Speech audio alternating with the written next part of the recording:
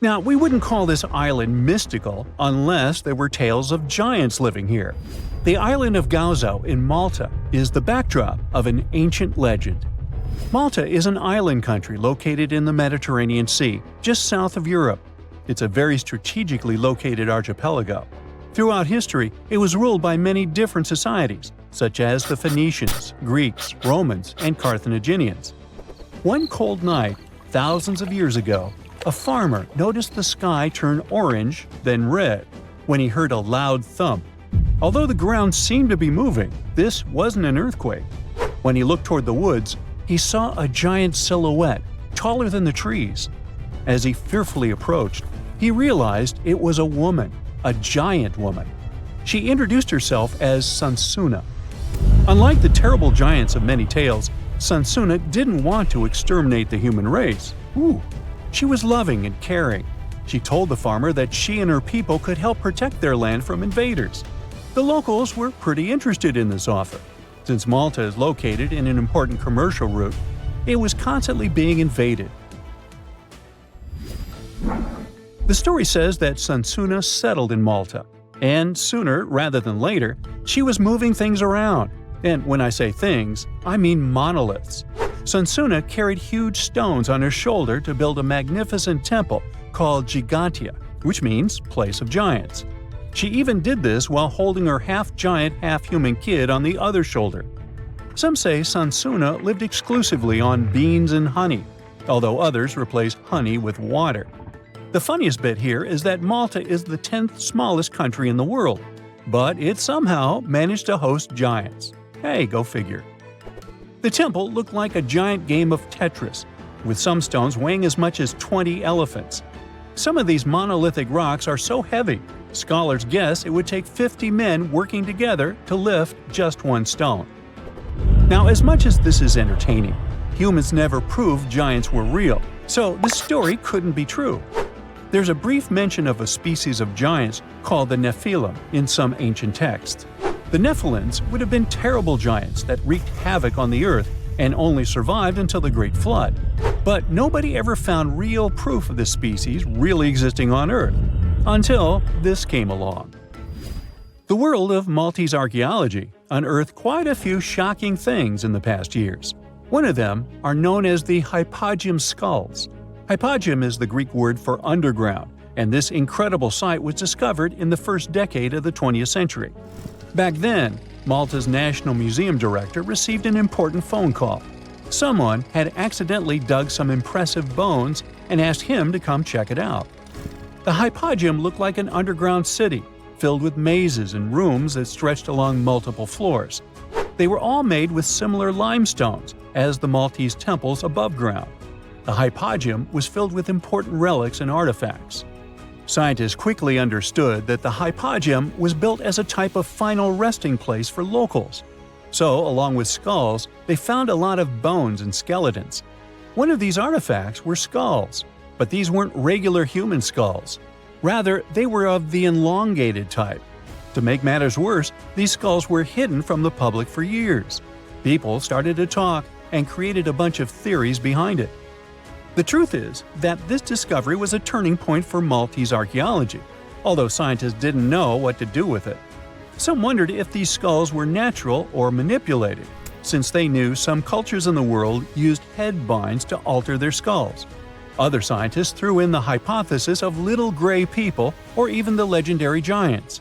Some say that the elongated skulls could have been sculptures that worshipped otherworldly deities. There was no way to confirm any of these theories, so the question remained: who were the builders of Malta's megalithic temples? Now let's take a look at what scientists know. The Maltese megalithic temples have been standing strong since 3500 BCE, which is even older than the pyramids of Egypt. The main dilemma here is that these temples were built even before we invented writing, yet they required advanced technological skills to exist. The Gigantia Temple seems too absurd to have been built by humans. The South Temple has a corridor with 4 oval rooms on the sides, looking like a big shamrock leaf.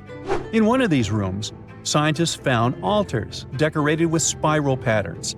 It looked like an altar of some sort. indicating early Maltese people used them for ritualistic purposes.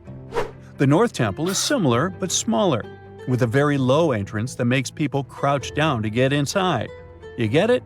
You need to bow down to their deities in order to get into this sacred place.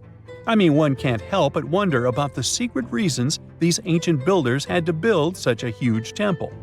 I'm thinking they probably cast one of Daenerys' dragons to move the monoliths around. Yeah, I'm joking here.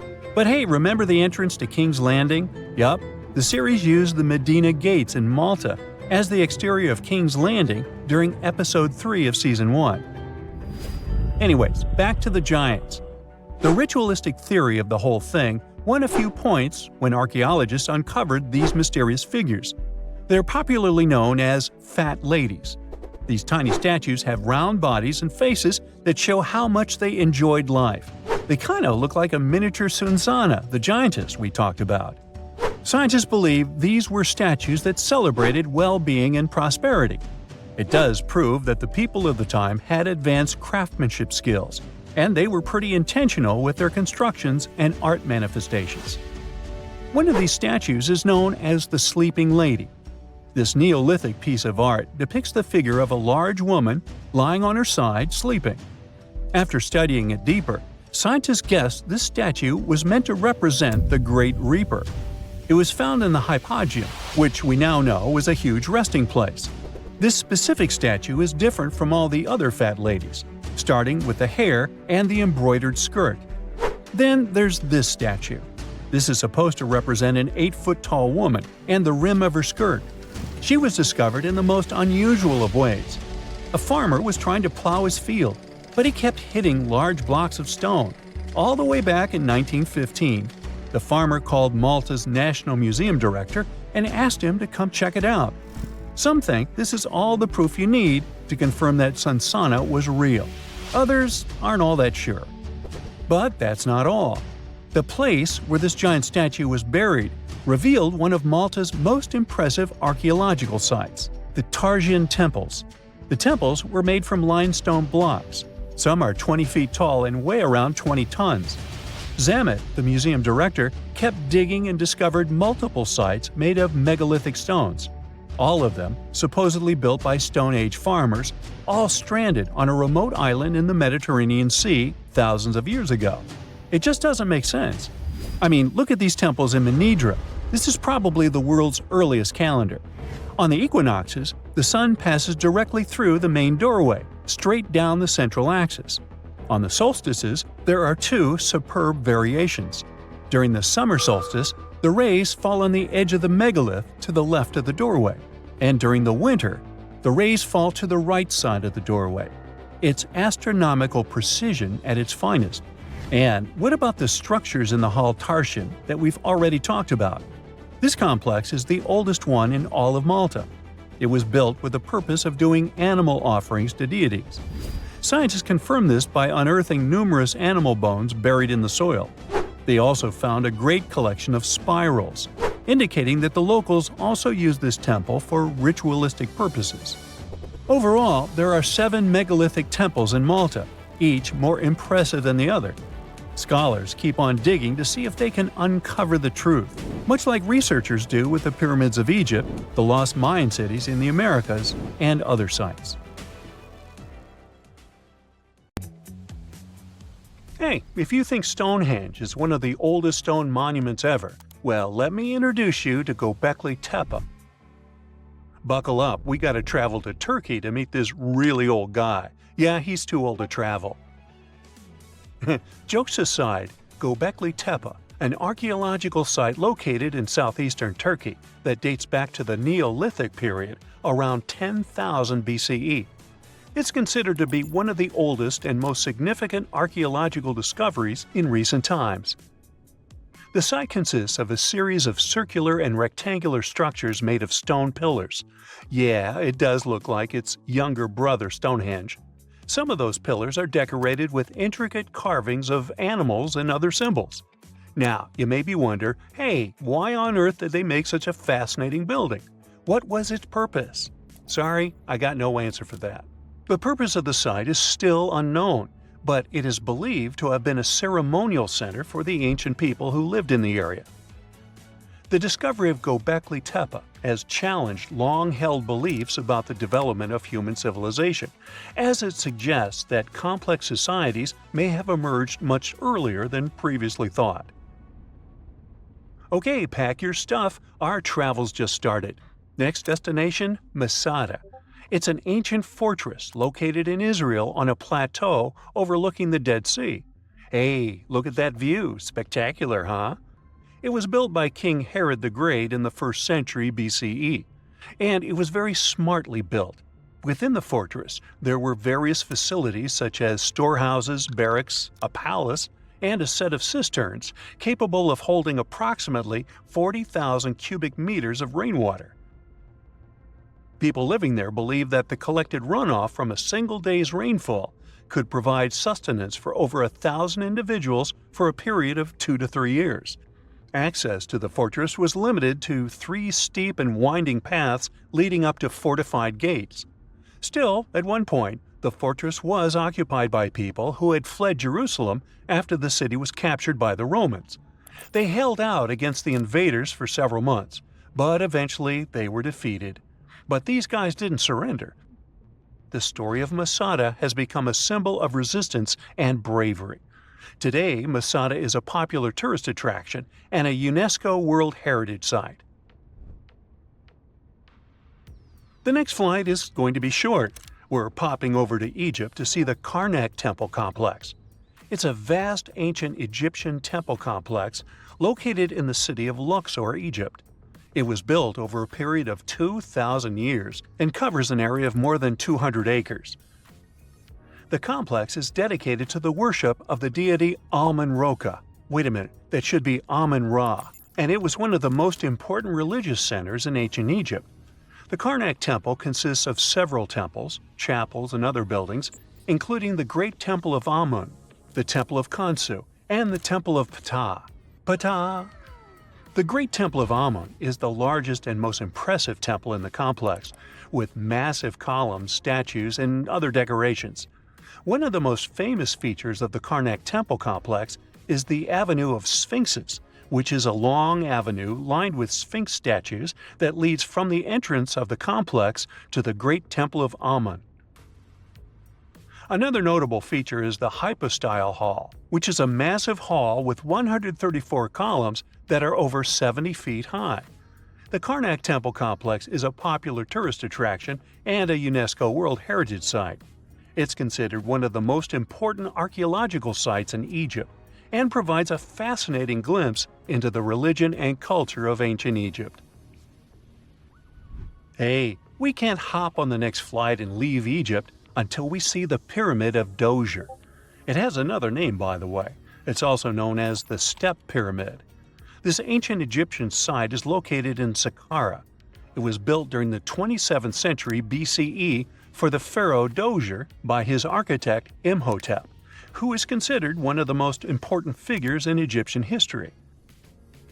People believe this pyramid is the first monumental structure built entirely of stone and is an important example of early Egyptian architecture. The pyramid originally stood at 203 feet tall and was surrounded by a complex of buildings and courtyards. It was constructed in 6 layers, each smaller than the one below it, giving it the distinctive step-like appearance. The pyramid was used as a burial place for Pharaoh Djoser and was surrounded by a vast necropolis that contained the tombs of many other important officials. The Grateful Dead? The Pyramid of Djoser has several renovations and additions over the centuries, including the addition of a limestone casing that covered the original step structure. However, much of the pyramid was destroyed over time, and today only the central core remains. Despite this, it remains an important archaeological site and a popular tourist attraction in Egypt. Alrighty, we're ready to move on. There's one more pretty recent discovery we gotta see today. The Tower of Jericho was only discovered during excavations in the 1950s and 60s.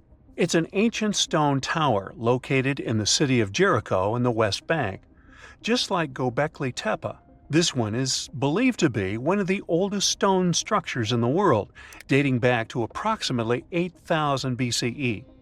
The tower stands at over 28 feet tall.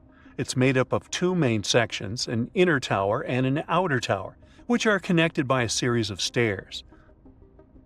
The purpose of the Tower of Jericho is not entirely clear, but it is believed to have served as a defensive structure or a watchtower. It may have also had religious significance, as it was located near a sacred spring. The Tower of Jericho is a significant archaeological site and has provided valuable insights into the early history of human civilization. It's open to visitors and is a popular destination for tourists interested in ancient history. Now, this ancient site even got attention from Netflix, and they made a movie where the action takes place in Mohenjo-Daro. This site was a major center of the Indus Valley civilization in present-day Pakistan. Mohenjo-Daro was one of the largest cities of the ancient world, with a population estimated to have been around 40,000 in its peak. Trust me, that must have been a crazy megalopolis back then. The city was notable for its advanced urban planning, with sophisticated drainage and sanitation systems, and its impressive architecture, including the Great Bath and the Granary. Mohenjo-Daro was abandoned around 1900 BCE, and its ruins were only rediscovered in the 1920s. Today, it is a UNESCO World Heritage Site and an important archaeological site for the study of ancient South Asian civilization. We're heading to a teeny-tiny country that has quite an impressive history.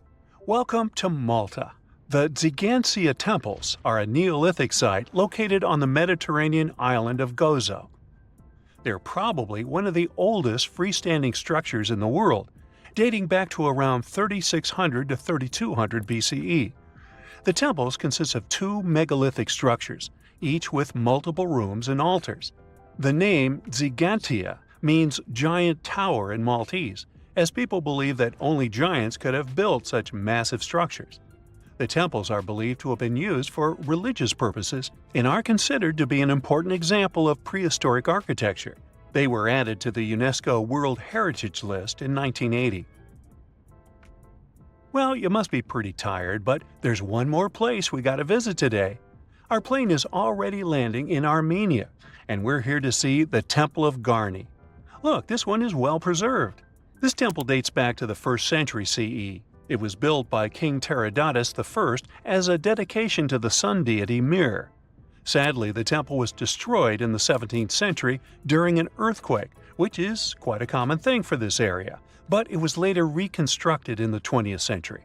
Today, it's a popular tourist attraction and is also listed as a UNESCO World Heritage Site. It was the summer of 1949. Young geologist Vadim Kolpakov was on a mission to Siberia. His job was to draw a geological map of the area. While on duty, he came across something so mysterious and remarkable, it'd continue to puzzle experts decades later. Though it's now more famous as the Potomsky crater, locals had dubbed it Fire Eagle Nest, probably because it looks like a giant bird nest sitting on the hill. But what was hiding inside would be the most surprising and baffling discovery. Well, if you could get close enough to uncover its secrets. According to the locals, even wild animals are scared to go near it. Kolpakov began walking towards it slowly. From far away, it looked like a giant bird nest indeed. The closer he got, the bigger it became. The crater appeared to be fresh. It was also deserted. Trees didn't grow on the slopes of this natural structure, and the winds didn't carry enough soil to make plant growth possible.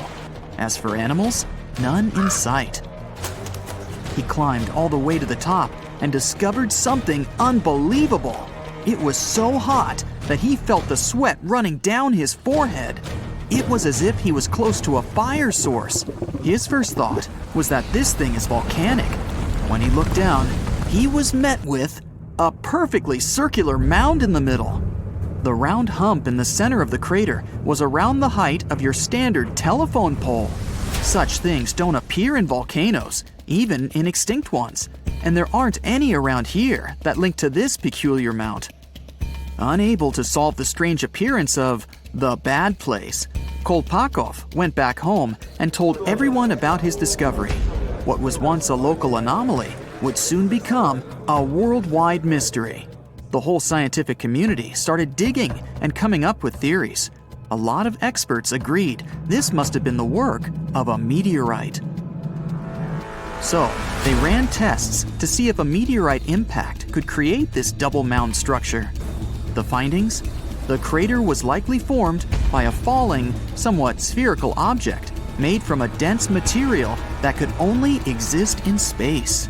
More experiments found that it wasn't just one object falling from space, but two. When the first meteorite hit the Earth, it exploded and formed the crater. Then, the second object followed, but it was slowed down by the first impact and sunk deep into the ground.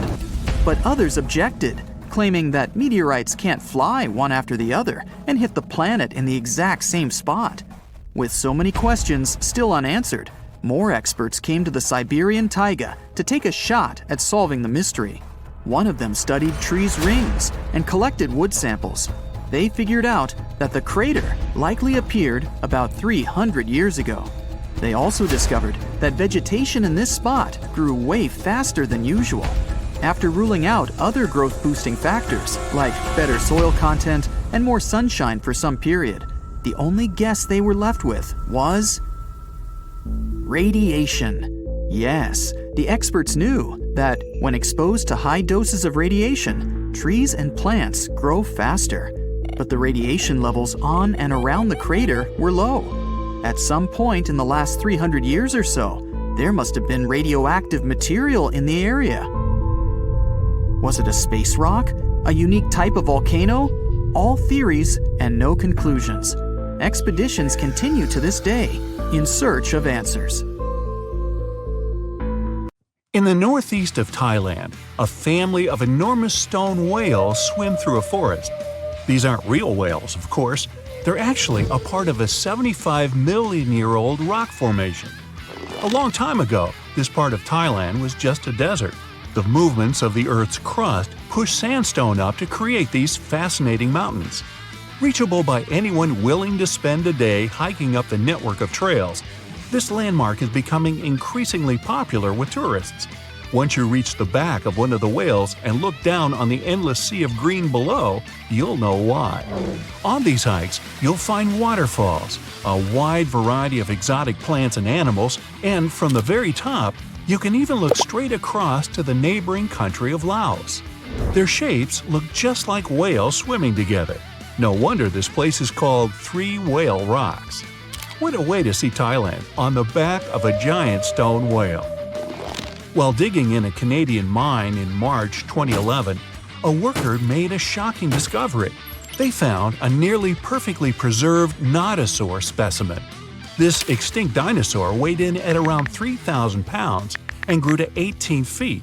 Despite being over 110 million years old, the nodosaur was so well preserved that you can clearly see the heavy body armor and scaly skin that covered it. It took almost an entire year of painstaking work to uncover the incredible find. The fossil was finally unveiled in a Canadian museum in 2017. Unexpectedly, analysis of the skin showed shading that the nodosaur may have been capable of camouflage, like modern-day geckos and moths. This is in addition to the spines and scales that already make it a walking tank. Still being studied today, this nodosaur could go down as one of the most important fossils discovered in a long time. Its detail could help us to uncover even more of the mysteries of the past. The Voynich manuscript is the world's most mysterious document. Since its discovery in 1912, the manuscript has been a complete mystery to everyone that comes across it. It is heavily illustrated with strange pictures of alien plants, unknown objects, and the zodiac symbols. But the most interesting aspect of it is the writing. The language used in the text is completely indecipherable. No one knows what it says, who wrote it, or where it was written. We don't even know if it was a real, functional language or if it was just created for this one text. The drawings of different plants are equally intriguing. Most of the plants in the manuscript are identifiable as plants, but they don't match up with any known species. A professor of applied linguistics in England claimed to have deciphered some of the characters in the book, but we haven't managed to uncover any more information about this mysterious text. If you're ever going to head down under, don't forget to pay a visit to the mystery craters in Queensland. Halfway between Bundaberg and Gingin is one of Australia's most baffling finds, and that's saying quite a lot for Oz. In 1971, the site belonged to a farmer growing zucchini and potatoes. As the farmer tried to expand his farm, he kept hitting large rocks in the fields while plowing. When he took a closer look at the rocks in his way, he found marine fossils and some strange craters. The farmer passed his finds on to geology professors, who set out to research the formations. When the geologists began digging around the area, they uncovered a huge layer of sandstone and ochre stain that was completely covered with craters. There were 35 craters in total, and the layer of rock is estimated to be around 25 million years old. The scientists studying this mystery believe that hot springs, former ocean activity, and meteors are the prime suspects behind the craters. And I'd like to know about the characters who named those towns Bundaberg and Gingin. What fun names! Now, the Antikythera mechanism is an ancient computer of sorts that's still baffling scientists with its extraordinary design. Around 2,000 years ago, a Greek ship sank off the coast of the island of Antikythera. The wreckage was discovered in 1900, and divers salvaged some of its ancient artifacts. When archaeologists started sorting out the discoveries from the wreckage, they came across an object that didn't seem to fit with anything else. The wreckage was ancient, but they found an incredible device that seemed far too technologically advanced. The machine functioned as a calculator, allowing its user to follow time, the movement of stars, eclipses, moon phases, and even countdowns to events like the Olympics with amazing precision. This level of technology is almost impossible to explain coming from an ancient Greek wreckage. No mechanism would come close to the machine until the 14th century, when geared clocks began to be built in Europe. How was the device created so long ago, 1,400 years before its time? Could the sinking of the Antikythera and the loss of the calculator have held the development of technology back by hundreds of years? Meanwhile, the Caucasus Mountains near the Black Sea are one of the few areas of Europe that haven't experienced much human impact, even though most white-skinned people in the world are referred to as Caucasians. Despite this, archaeologists have found many ancient megalithic structures in the area. The house-like structures, known as dolmens, contain jewelry, bronze tools, and assorted pottery. Archaeologists don't know who built them, why they built them, or what their true purpose is. The stones were either two stones held together by a large stone as a roof, or smaller stones stacked as walls with a hole only on one side. There have even been stone plugs found that to seal whatever is inside. What's even stranger about these stone formations is that they aren't just found in the Caucasus.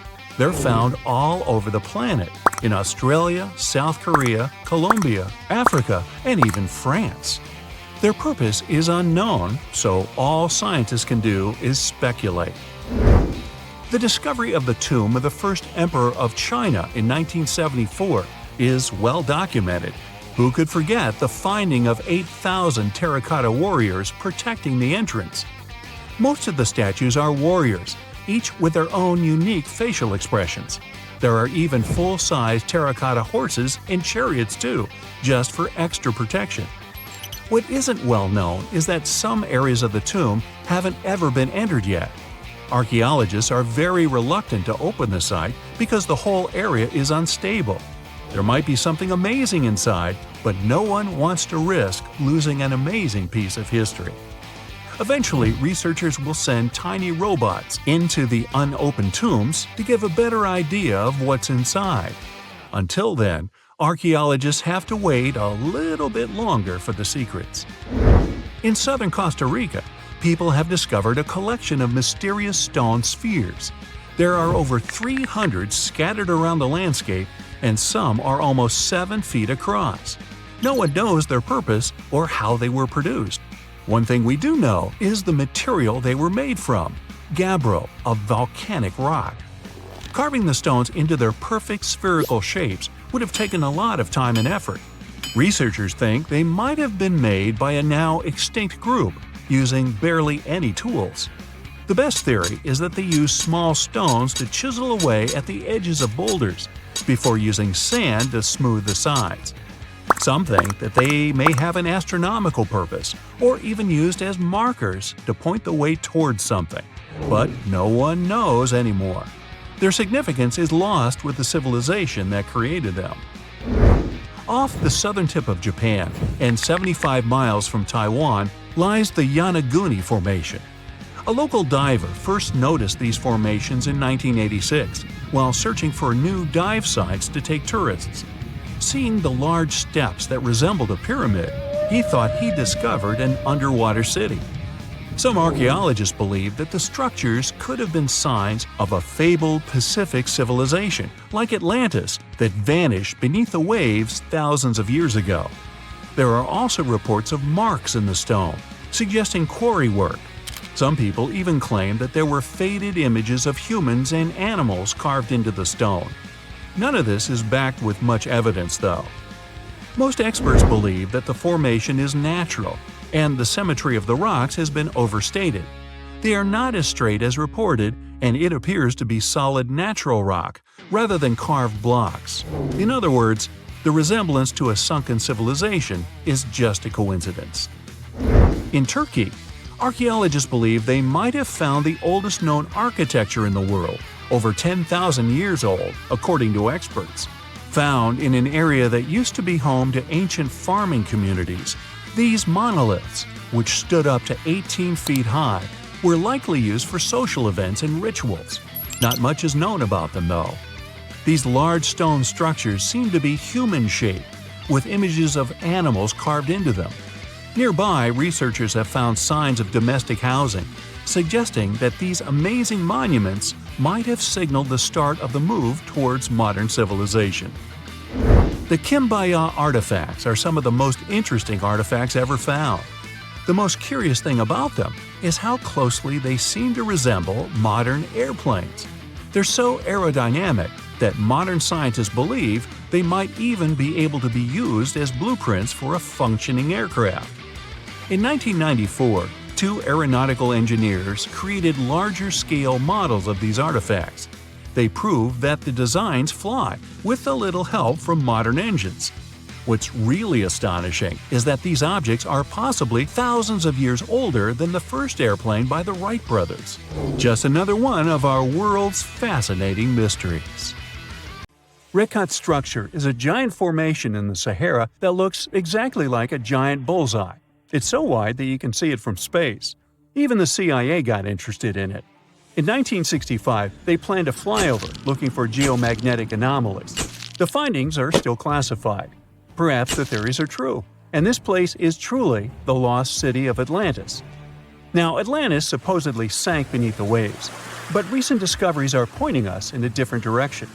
This is an ancient story that goes far back in time, and Plato was the first to mention it.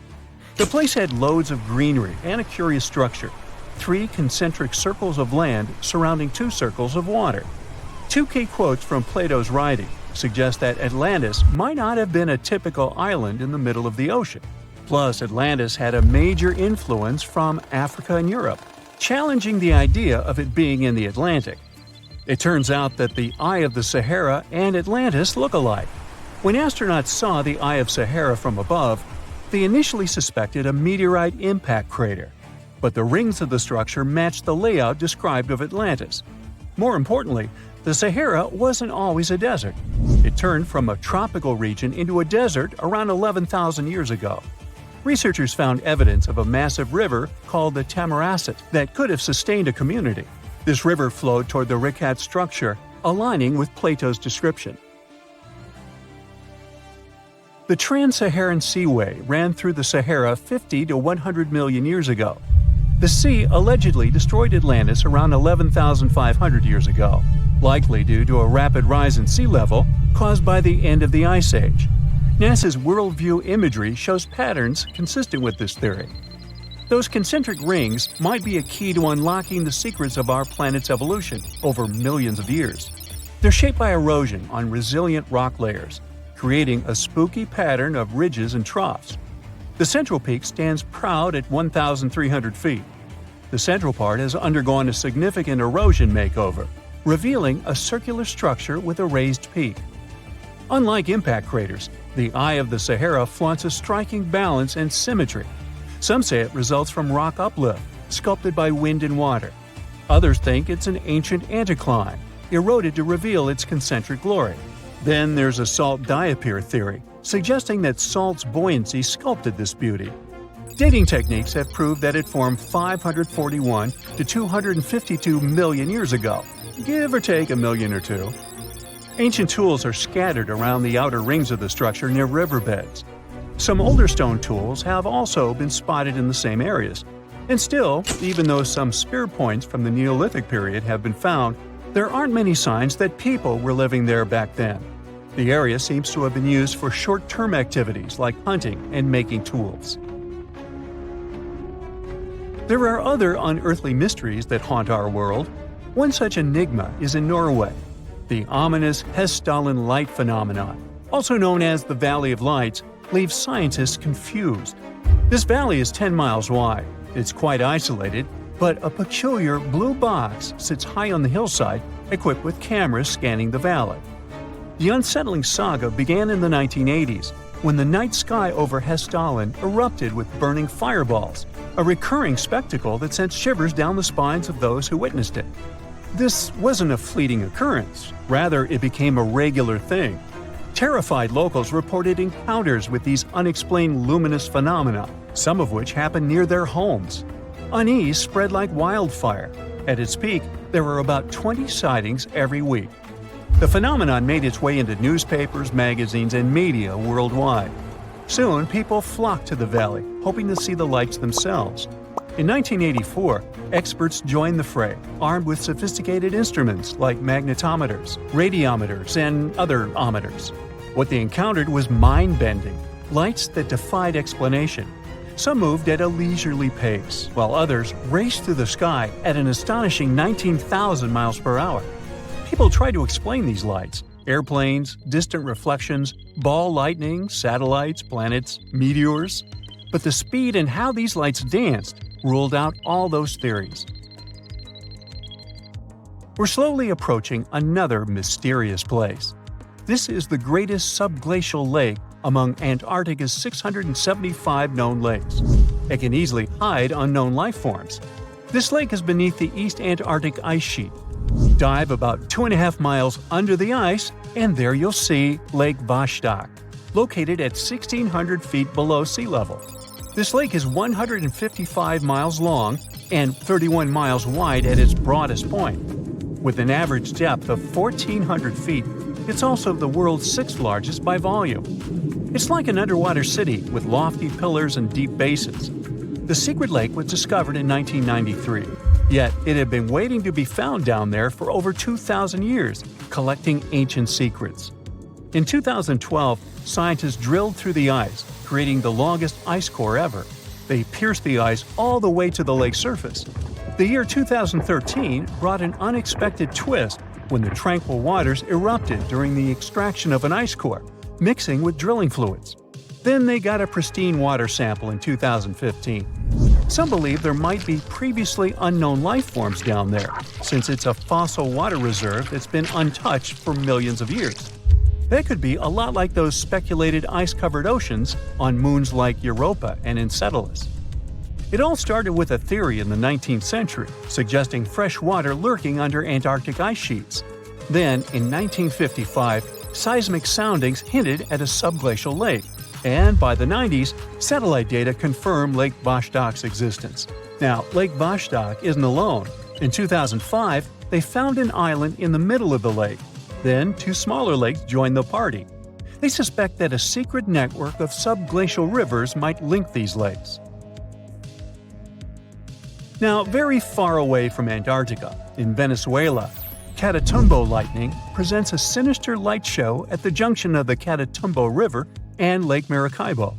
This unsettling lightning phenomenon happens at about 140 to 160 nights a year, going on for 10 hours a day, and can flash up to 280 times in a single hour. The frequency of this lightning show changes with the seasons and from year to year. There was a break between January to March in 2010, causing a bit of worry that it might vanish forever. As the sun sets, winds from the east start picking up speed. This strong wind is called a nocturnal low-level jet, like what you see in the Great Plains of North America. These winds bring moisture, mostly from the Caribbean and the lake itself. This humid air hits high mountain ridges, causing thunderstorms to form over the mountains. Thanks to the ongoing wind situation, more thunderstorms appear as the night goes on. This pattern repeats itself, and is why this area has the highest annual lightning rate globally. The next place scientists cannot explain is in China. That is the Longyu Caves. They have lofty slanted roofs and sturdy pillars. The spot remained hidden for centuries. These human-made caverns, built around 2,000 years ago, decided to reveal themselves only in the 90s. Local farmers drained some ponds and unveiled 5 massive caverns. Further digging exposed an additional 19 smaller caves. They range from 60 to 110 feet in width and 26 to 50 feet in height. Archaeologists found historical relics from the reign of Emperor Zhuan of Han, dating back to over 2,000 years ago. Now, how did these caves survive for more than 2 millennia without falling apart? No ancient records explain the way they were crafted either. The walls show chisel marks, hinting at some layer-by-layer chiseling action, but the exact construction process is still a head-scratcher.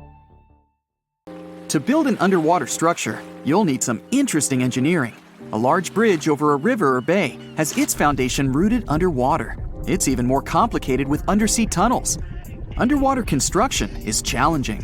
Engineers need to deal with water pressure and corrosion from salt water. There's also a problem of finding suitable materials. The most typical of them are concrete, steel, and acrylic glass. Concrete doesn't care about water currents and doesn't get damaged by salt water. Steel provides underwater constructions with a strong structure.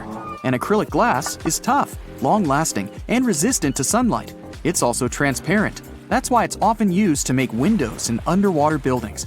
Anyway, when the water is shallow, it's not that hard to build something there. Constructors create a temporary foundation. Then, on top of it, they build several piers supporting the upper structure. But if the waters are deep, engineers have to use other methods. Depending on which one they choose, water is either extracted or diverted during the construction process. One such method involves using a set of large driven piles. Those are long, thin columns made mostly of steel, but their interior is partially hollow. With the help of a huge hammer, they get driven into the waterbed, like nails are driven into a piece of wood. After that, these steel columns get filled with concrete through a special tube. The concrete displaces the water that was in the pile before. Concrete has the ability to set even when it's surrounded by water. That's why driven piles eventually turn into a stable foundation for overwater and underwater constructions. Driven piles are a very cost-effective way of building something that has to be fixed in place. They prevent things from being moved by the water current. Another way to build underwater structures is cofferdams. They are built temporarily and allow workers to create a dry space for the construction. The water gets pumped out of this enclosure, and the cofferdam works like a dam. A completed cofferdam looks like a massive pit with high walls surrounded by water. Cofferdams are made of rocks, steel, and even dirt. These constructions can be built fast and removed even faster. But the process of putting up a cofferdam is complicated and challenging for engineers. They have to make sure the structure won't flood or collapse. The simplest way to build a cofferdam is to pile up loads of dirt. But in this case, workers usually have to somehow make the construction stronger. It helps to protect it from the damage caused by water. Once the cofferdam is ready, pumps extract the water from its interior. Sometimes it's too expensive to build a very deep and strong cofferdam. In this case, constructors use several powerful pumps that get rid of excess water when it seeps through the cofferdam walls. If a cofferdam starts to fail, this process is slow and, luckily, predictable. On the construction site, there are not only main but also backup pumps. In case of emergency, they can kick into overdrive. Then, the water is kept out for the time the personnel needs to evacuate. Cofferdams are most often used during the construction of dams and bridges. But when a large ship, like a modern cruise liner, needs to be repaired, engineers use cofferdams too. Such vessels are too massive to be hauled ashore, and a cofferdam makes a perfect dry lock. The ship gets isolated from the water, and mechanics can repair it wherever it sits. Also, when a cruise ship needs to be expanded, engineers construct a cofferdam around it. Then they pump out all the water from the inside, creating a dry working place. The ship gets cut into two parts, and the process of its lengthening begins. There are several main types of cofferdams: braced, cellular, rock-filled, or earthen. For each of them, engineers need to figure out the best depth at which the wall should be put into the ground. It depends on the type of soil and the water reservoir itself. Braced cofferdams are mostly used during shallow water construction. Such a structure is actually a wall of sheet piles. Those are parts with interlocking edges. Usually, they're made of steel, but the material can also be reinforced concrete or timber. Sheet piles create something like a box around the needed area. Cellular cofferdams are also made of sheet piles, but in this case, the piles have a special shape.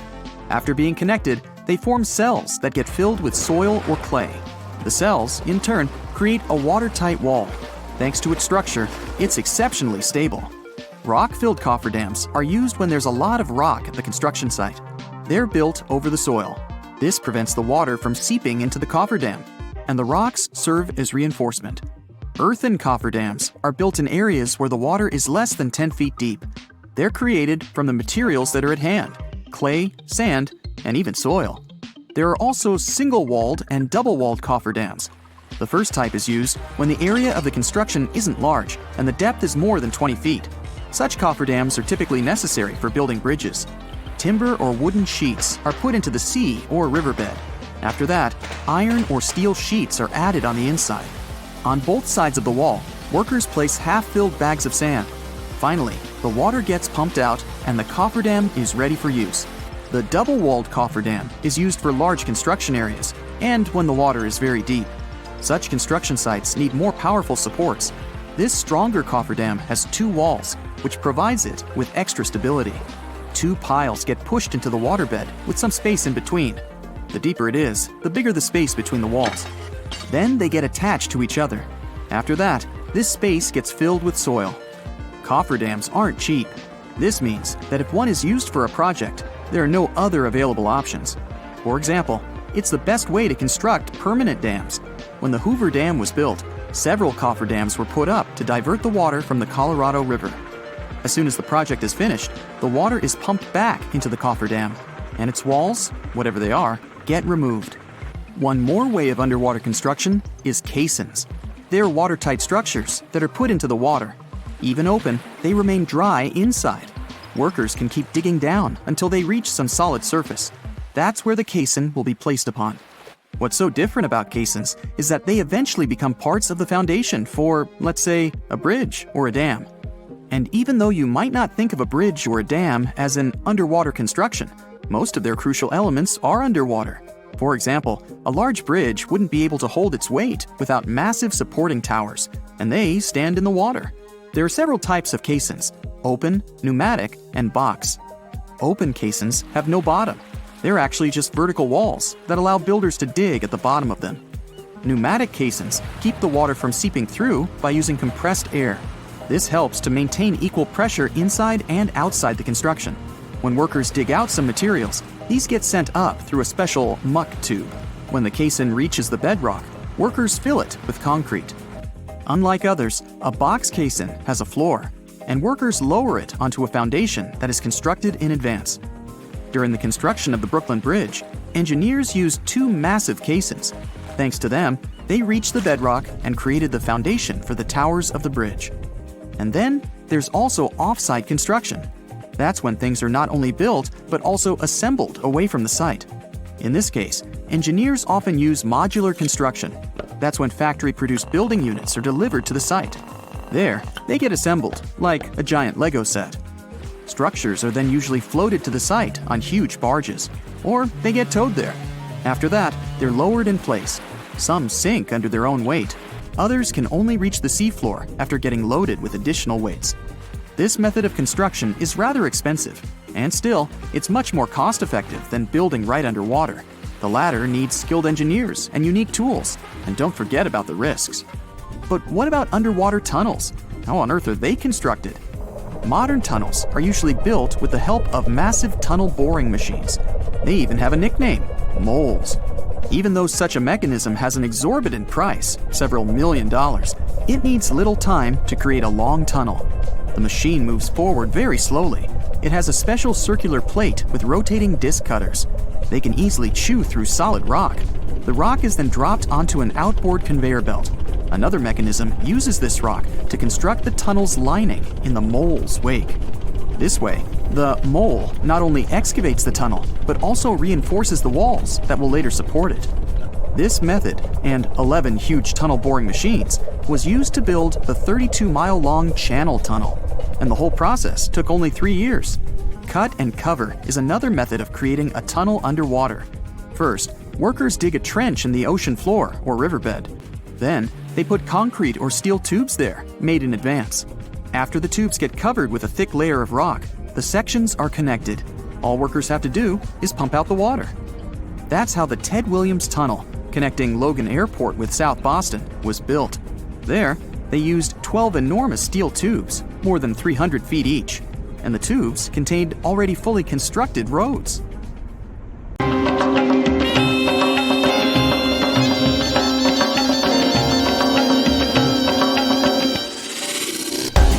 This is the Burj Khalifa. It's the tallest building in the world. It has 163 floors, and it's twice as tall as the Empire State Building, and 3 times taller than the Eiffel Tower. The total weight of the concrete for the building's foundation is 110,000 tons. That's like 2,200 Boeing 737s, or 50,000 SUVs, or 69,000 hippos. It took 22 million human hours to build. That means that if you were to build Burj Khalifa by yourself, it would take you about 2,500 years to do it. And now, imagine that huge thing slowly sinking into the sand until even its spire is underground. Skyscrapers are usually built on solid ground. Take a skyscraper in New York and dig a little deeper under it. There's always some kind of rock foundation to support the weight of the building. But if you dig a hole in Dubai, you'll only find sand. In theory, the whole city should have sunk in the sand, but it's still there. The main reason the Burj Khalifa stands firm is that the sand for the building's foundation was brought from Australia. Wait, but Dubai is built in a desert. There are billions of tons of sand there. Well, that's right, but the problem is its shape. There are lots of dust storms there. The wind picks up sand grains. They rub against one another, get polished, and gradually turn into microscopic balls. This makes the sand doughy, almost like snow. And if you squeeze a handful of such sand, there will be a lot of air between these balls. That's because they don't cling to one another tightly. But usually, sand grains are shaped like diamonds. If you squeeze such sand in your hand, the grains will press against one another like puzzle pieces.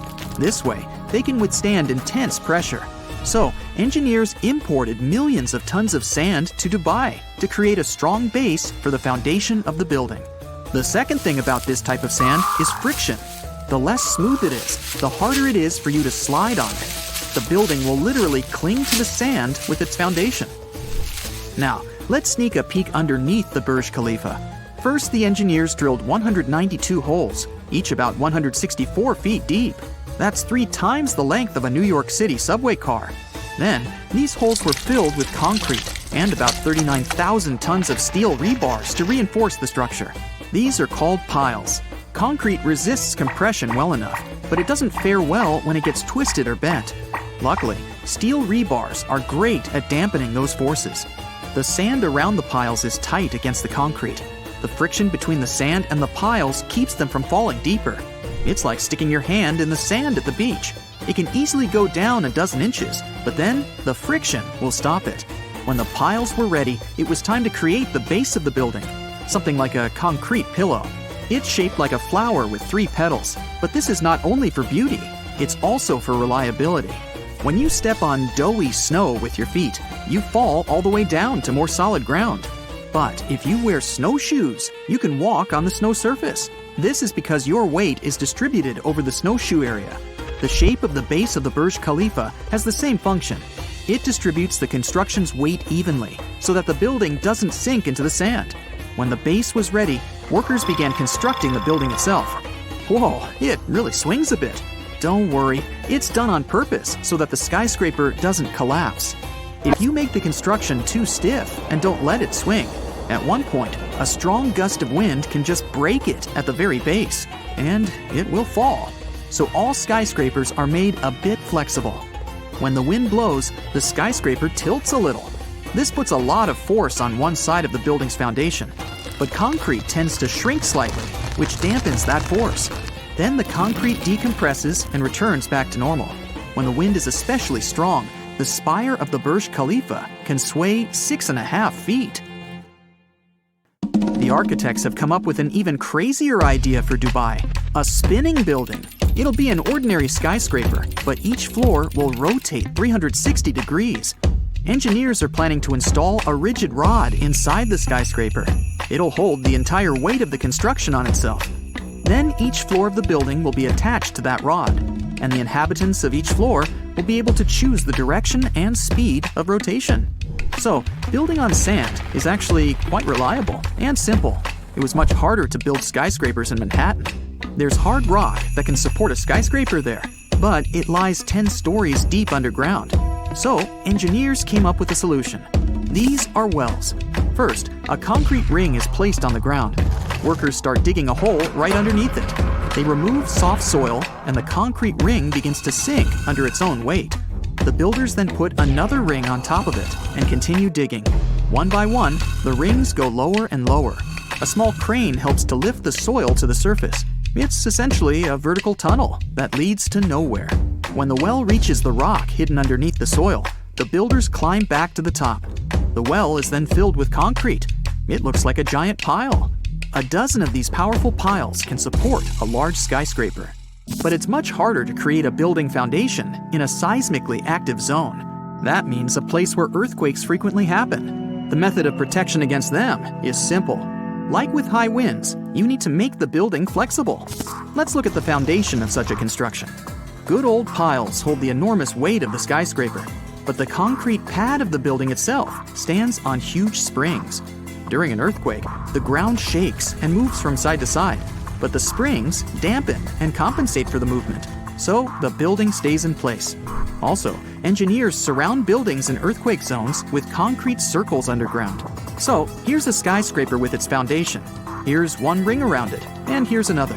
When an earthquake hits and the ground starts to shake, these rings dampen the force of the earthquake. And if around the rings it feels like strong waves, inside the perimeter, it's like a calm bay. Another option is to reinforce the building with steel beams. You may have seen these things on bridge piers, but in this case, there are small cylinders on each beam. Each cylinder is filled with oil and has a piston. When the building starts to swing during an earthquake, the piston starts to compress the oil in the cylinder. The oil turns the mechanical energy from the swinging into heat. This dampens the energy released by the earthquake. And sometimes, engineers have to construct a building in a place where there's a lot of water in the soil. If you drill a hole for a pile there and fill it with concrete, the water will wash out the cement or keep it from drying out. In such cases, you have to freeze that water. To do it, builders make a lot of small drill holes at the construction site. Then they put pipes into these holes and create a connected pipe system. There's a similar pipe system in your fridge. It's hidden under the inner paneling. Now, we pump some liquid nitrogen inside. The water gives off its heat to the liquid nitrogen and starts to freeze. Meanwhile, the workers have time to fill the pile holes with concrete. But water in its ice form takes up more space than in liquid form. So when the ice melts, the ground sags a little. So what if you want to build a city on water, like Venice? Then you'll need long piles. The builders of Venice used wooden ones. They had to get to the bottom of the lagoon first, and then they moved a few more dozen feet deeper through the soft clay soil until they reached the hard rock.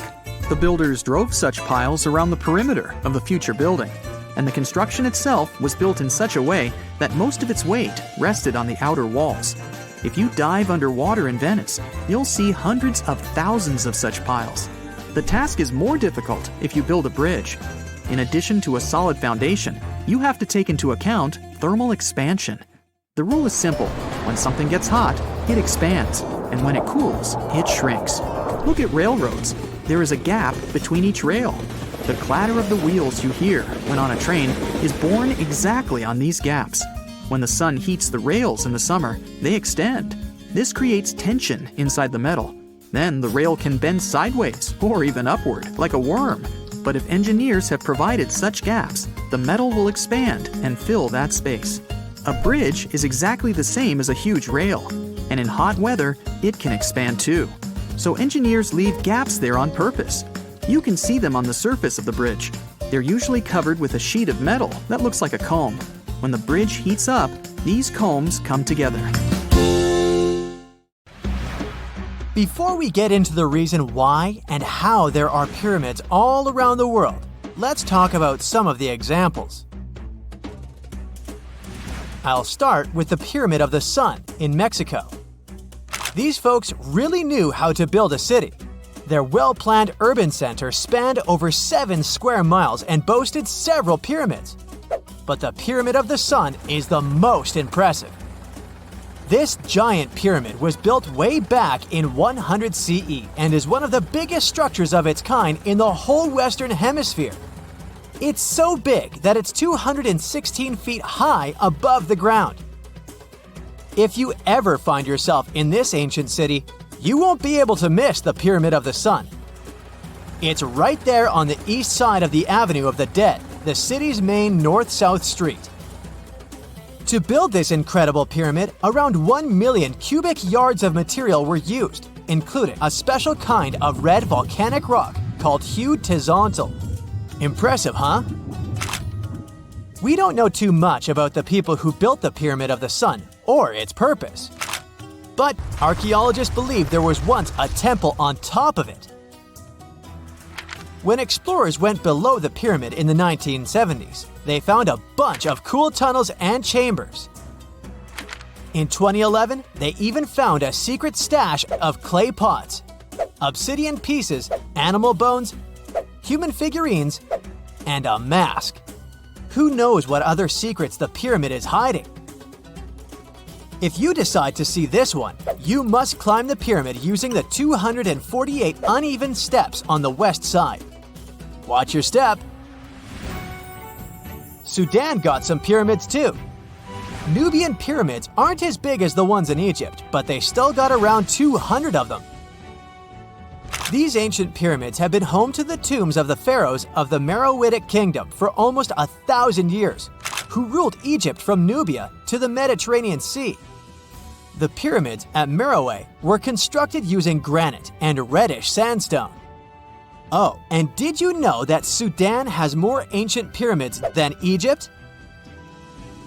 The Kushite pyramids depict the indigenous architecture and burial traditions of Nubia's Napata and Meroe kingdoms, which ancient Egypt influenced. Meroe, the burial site of over 40 queens and kings, is the most extensive Nubian pyramid site. The tomb walls depict mummified royals bedecked in jewelry, their wooden caskets containing bows, quivers of arrows, and other artifacts pointing to the Meroitic relationship and trade with Egyptian and Greek civilizations. So if you're looking for some ancient tombs to explore, you may consider skipping the crowds in Egypt and heading on down to Sudan. Let's fly to Iraq to see some more pyramids. Ziggurats have fancy receding layers and tiered temples. Instead of a smooth exterior, it has tiers like a cake. Perfect for all the important work and rituals that went on inside. You can find these towering structures scattered throughout Iraq and Iran, and they're a real testament to the power and skills of the people who built them. One of the biggest and most impressive ziggurats is the ziggurat at Ur. It's basically a giant rectangular pyramid that stands a whopping 70 to 100 feet tall, with 3 levels of terraces and a temple on top. Can you imagine how many baked bricks it took to build that thing? Try 720,000 for just the lower portion. This particular ziggurat was built for Sumerian king Ur-Nammu. Similar to other ones, this pyramid has been around for thousands of years, so it got a little rough around the edges. Thankfully, the Babylonian king Nebuchadnezzar II and some archaeologists came to the rescue in the 6th and 20th centuries respectively, and now you can find this near Talil Air Base. The ziggurat at Ur was built in 2100 BCE by King Ur-Nammu for the moon deity Nana. It was the tallest building in the city, and you could see it from miles around. It was like the medieval cathedral spire of its day. People would come here to bring their agricultural surplus and get their food allotments and seek spiritual nourishment. Sadly, the Nana temple at the top of the ziggurat didn't survive, but we do have some blue glazed bricks that may have been part of its decoration. The lower parts of the ziggurat are pretty amazing though. The architects even included holes in the temple's baked exterior to let the water evaporate from its core. Since we explored some of the pyramids on our planet, let's take a broader perspective. They can be found in many parts of the world. Egypt has over 100 pyramids, double that number in Sudan, and dozens of others are scattered in the Middle East and China. The Americas have the most pyramids in total, with more pyramids than the rest of the world combined. These pyramids are located in Mexico, Guatemala, Honduras, and El Salvador. Time to know more about the evolution of pyramids through history. The oldest pyramid is in Egypt. This pyramid was a step pyramid, which was created by placing one layer of stone on top of another. The pharaoh Sneferu is credited with creating the pyramid shape we recognize today. During his 45-year reign, he built 3 pyramids. His first 2 attempts failed, but he finally got it right with the Red Pyramid, which is considered the first true pyramid. It was Sneferu's son, Khufu, who built the Great Pyramid of Giza, which was the tallest human-made structure on Earth for almost 4,000 years. Latin American pyramids are similar to early Egyptian step pyramids, but they were built independently, with no knowledge of each other.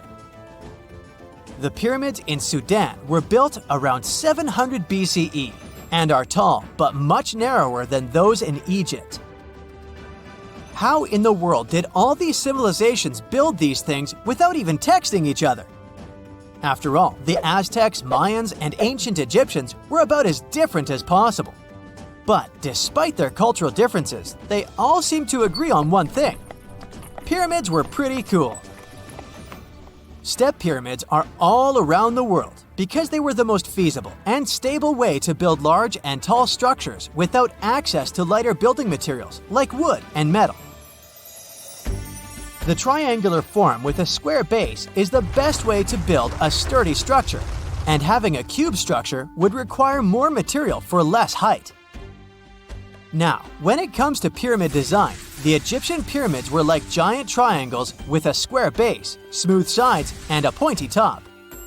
On the other hand, the Aztecs and Mayans went for a tiered cake look, with steps leading up to a flat platform on top. So, while all these pyramids share the same basic shape, they have their own unique flair. Each group built its pyramids using different materials, techniques, and slope angles. So while they may have been inspired by each other's work occasionally, they were just doing their own thing. Egyptian pyramids had smooth, angled sides that were designed to help the pharaoh's soul ascend to heaven. The Pyramid of the Sun was built over a series of caves that served as a passageway for the deities. The Maya built the temple of Kukulkan in Chichen Itza to honor the deity Kukulkan, usually represented by a serpent. Nicknamed El Castillo, it has 91 steps on each side, plus a platform. That's 365 steps, one for each day of the Mayan calendar. Tell me, Brightsiders, how were pyramids built? To begin with, humans made them, not a foreign race from space that landed on Earth. You see, one thing that all pyramids have in common is that they were built without advanced tools or even the wheel. It took a lot of people to build them, including skilled laborers and architects. For example, it's estimated that 20,000 people built the Great Pyramid of Giza, and it's believed that most of them were skilled laborers. Building pyramids was a massive undertaking that required years of planning and effort. The Great Pyramid at Cholula, Mexico, took 600 years to complete. Ever since Plato wrote about the allegory of Atlantis, humanity has been fascinated with the possibility of the discovery of a thriving underwater civilization. Fancy joining me on a trip to a few historic underwater sites? Let's see what we can find out about ancient civilizations. The first one on our list is what is being called the underwater Stonehenge. Scientists have recently discovered a mysterious pile of cairns that stretch for miles under the shimmering waters of Lake Constance at the borders of Switzerland, Germany, and Austria. Archaeologists began to explore the site back in 2015, and they haven't been able to understand yet what it was actually used for. What they do know is that there is a 12-mile line of 170 human-made stone cairns under Lake Constance.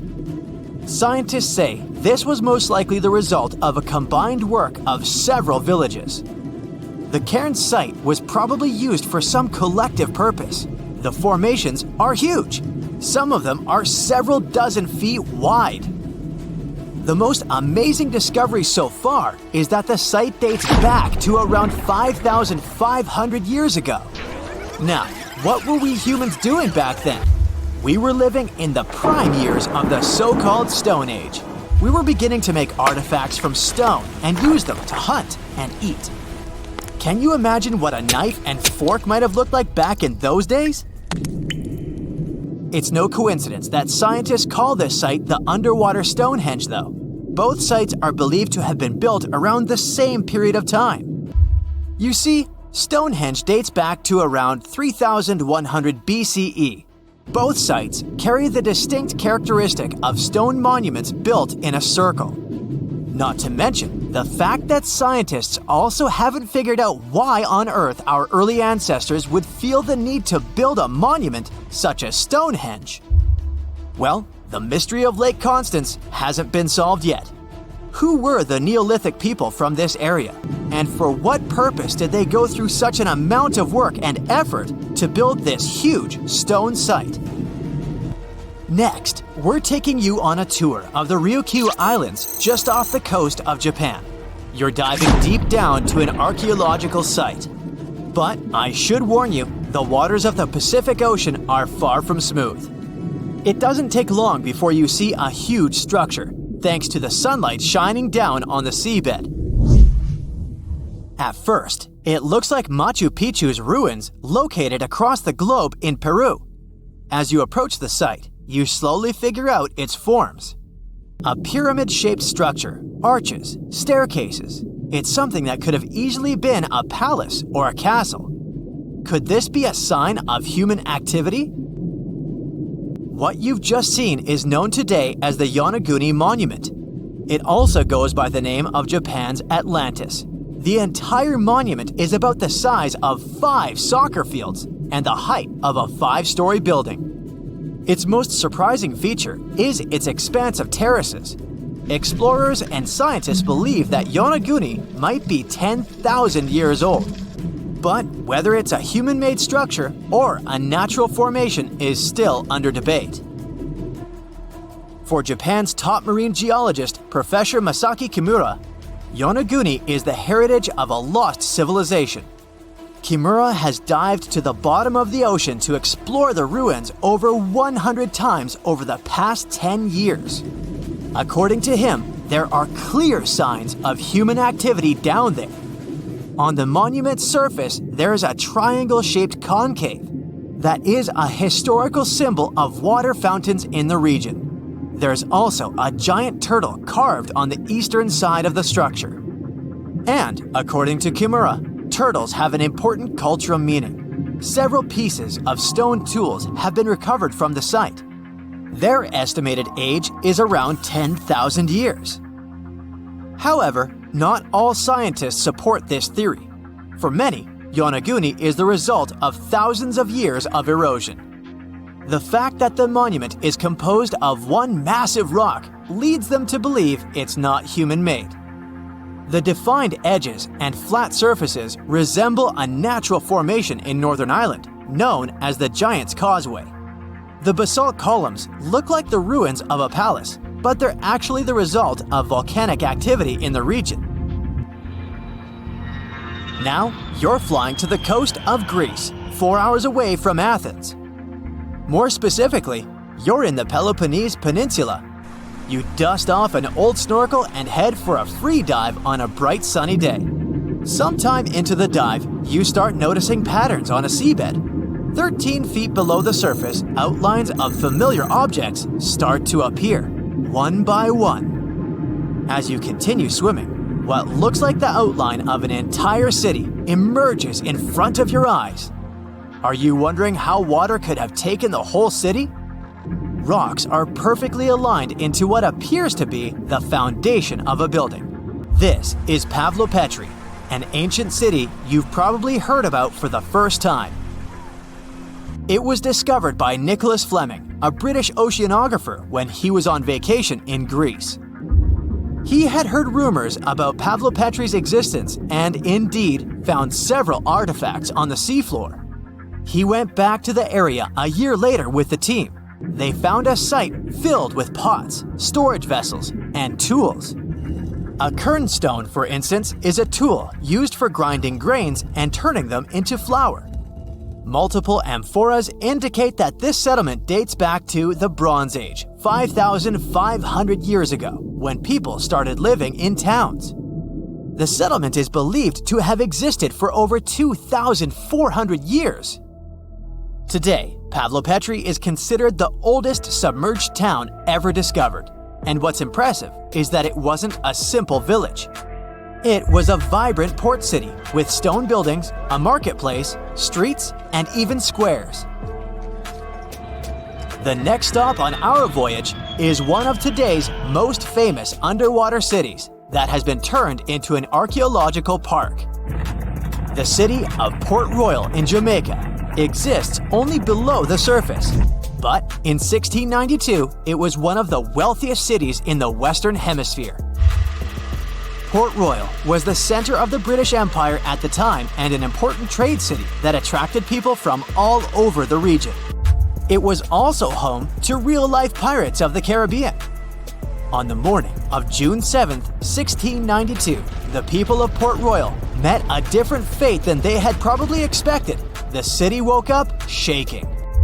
People were thrown out of their beds by the power of a massive earthquake, ranking 7.5 on a Richter scale. One survivor said he had seen Earth opening up and swallowing the whole town.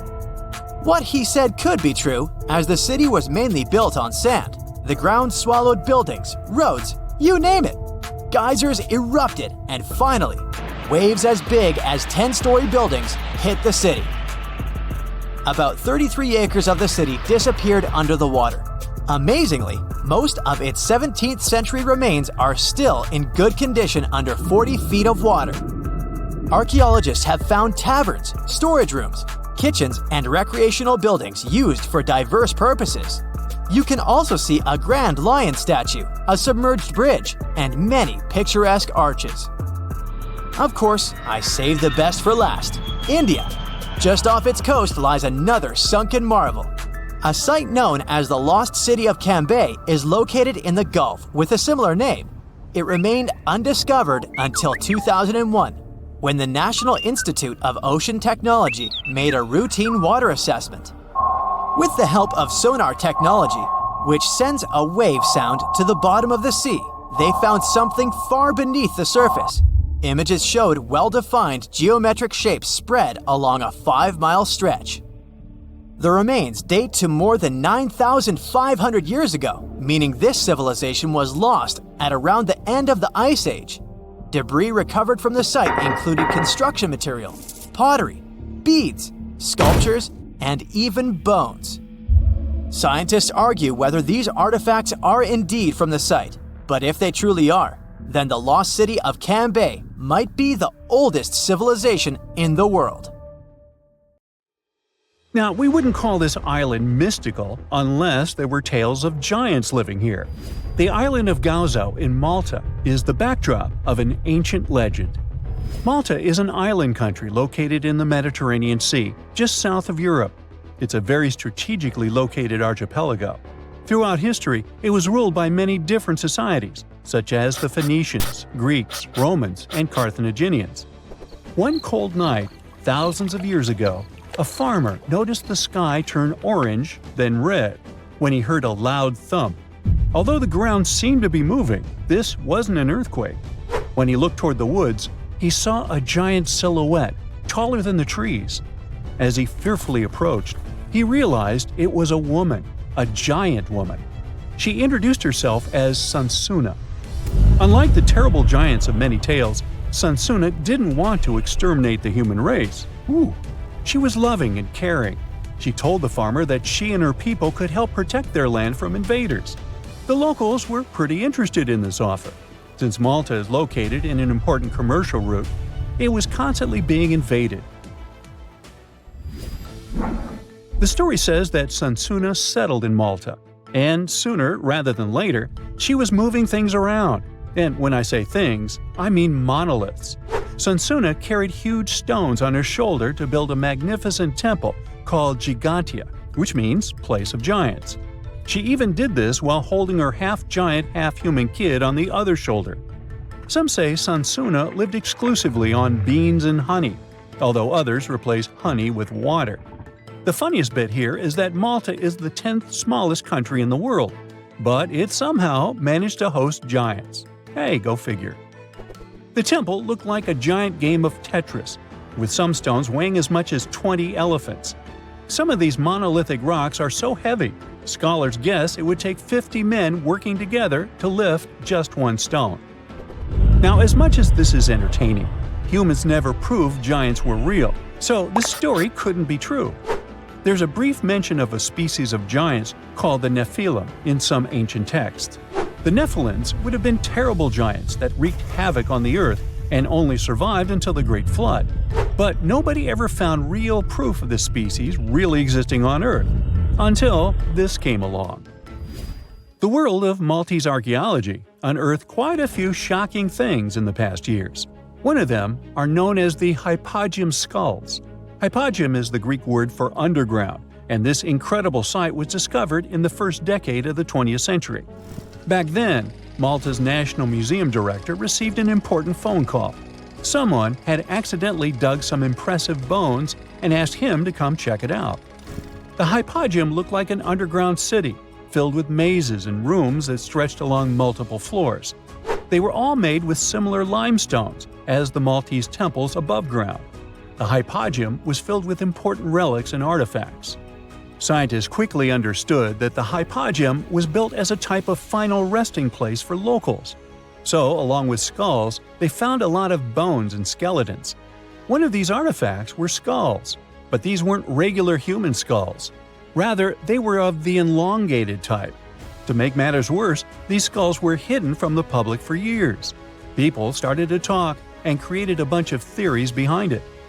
The truth is that this discovery was a turning point for Maltese archaeology, although scientists didn't know what to do with it.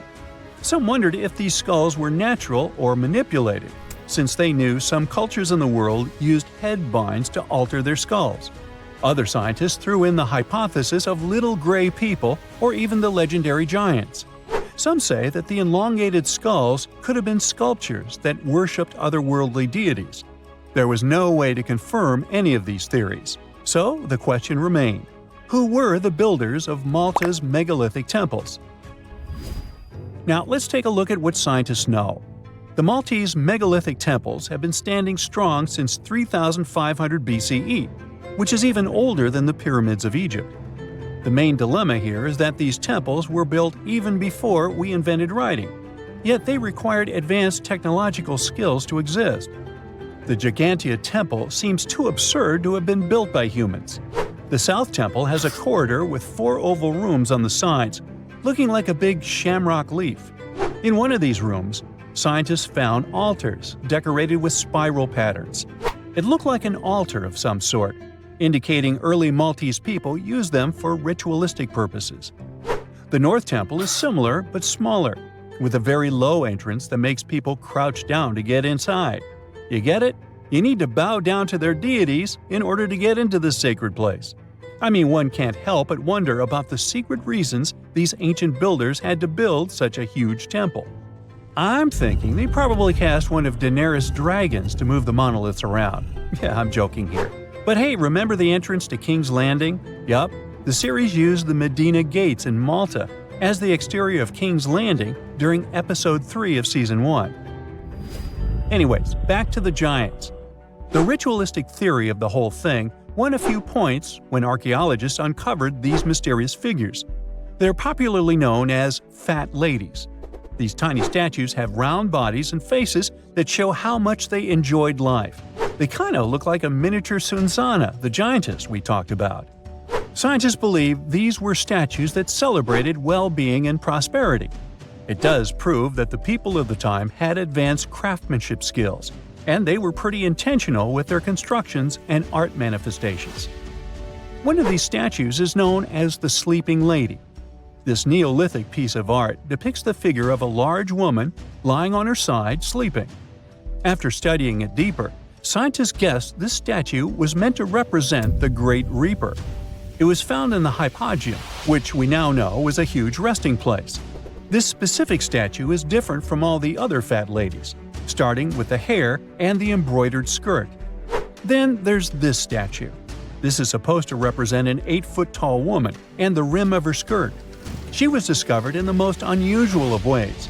A farmer was trying to plow his field, but he kept hitting large blocks of stone.